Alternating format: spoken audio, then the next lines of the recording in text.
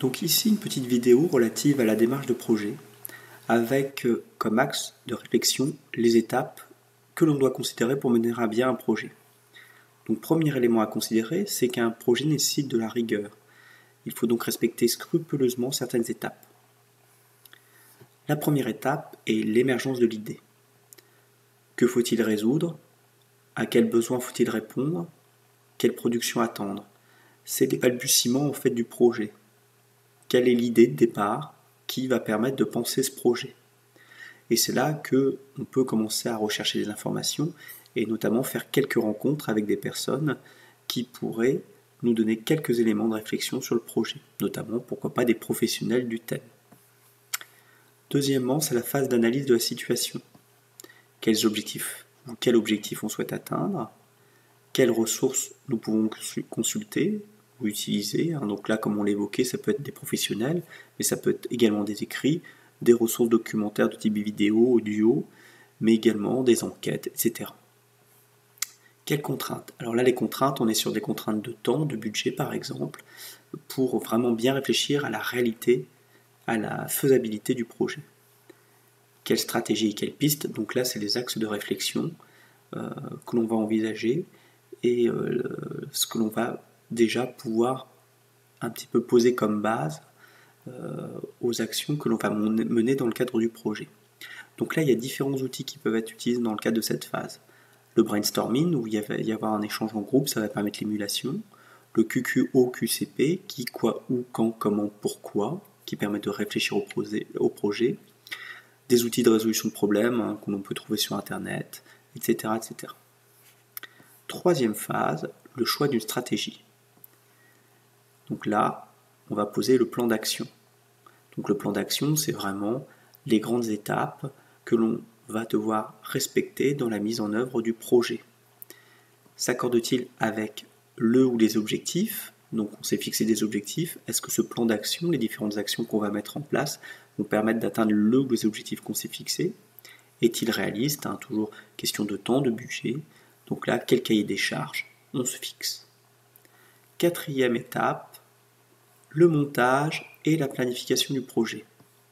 Donc là, quelles sont les étapes? Première étape, deuxième étape, troisième étape, donc avec un ordre chronologique et logique, donc avec une succession d'éléments qui doivent s'articuler de manière cohérente. Comment les organiser?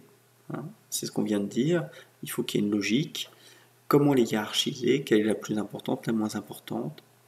Et quelle évaluation prévoir? Effectivement, dans un projet, c'est toujours important d'évaluer l'action qui sera mise en œuvre dans le cadre du projet pour voir s'il a une efficacité ou non. Donc là, ici, des outils qu'on peut utiliser, comme un document descriptif du projet ou un planning, par exemple. Cinquième étape, la mise en œuvre du projet. Là, un élément important, c'est comment suivre le projet. Il faut absolument le prendre en considération pour vérifier qu'à chaque étape, on atteint les objectifs qu'on s'est fixés. Quels indicateurs de réussite? Donc ces indicateurs de réussite vont permettre d'identifier ce qui fonctionne ou ce qui fonctionne moins bien dans le projet et, le cas échéant, d'envisager des ajustements. Et toujours avec l'idée de vérifier la cohérence entre l'objectif et la mise en œuvre. Donc là, il faut se questionner sur comment faire cette vérification. Donc là, ici, différents outils et démarches qui peuvent être mobilisées, le travail en équipe, bien évidemment pour le projet, des fiches de suivi des activités. Donc, cette activité est-elle atteinte? Oui, non, pourquoi? Comment y remédier le cas échéant? Des bilans intermédiaires pour vérifier la bonne avancée du projet, etc., etc. Sixième étape, le bilan. Donc, quel bilan faire du projet? Comment évaluer ce projet? Et puis, comment en rendre compte également auprès des organismes, par exemple, qui peuvent avoir commandé ce projet. Donc là,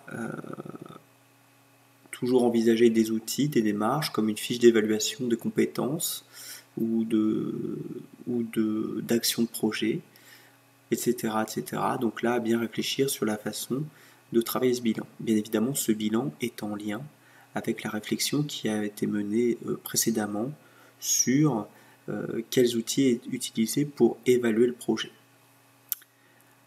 Enfin, un dernier élément qui n'est pas une étape, mais c'est le devenir du projet. Que va devenir ce projet? Est-ce qu'il peut être reconduit de manière identique, ou abandonné parce qu'il n'était pas adapté, ou encore faut-il le retravailler, apporter de remédiation pour qu'il s'adapte vraiment aux objectifs fixés et par exemple à une population qui a pu être ciblée.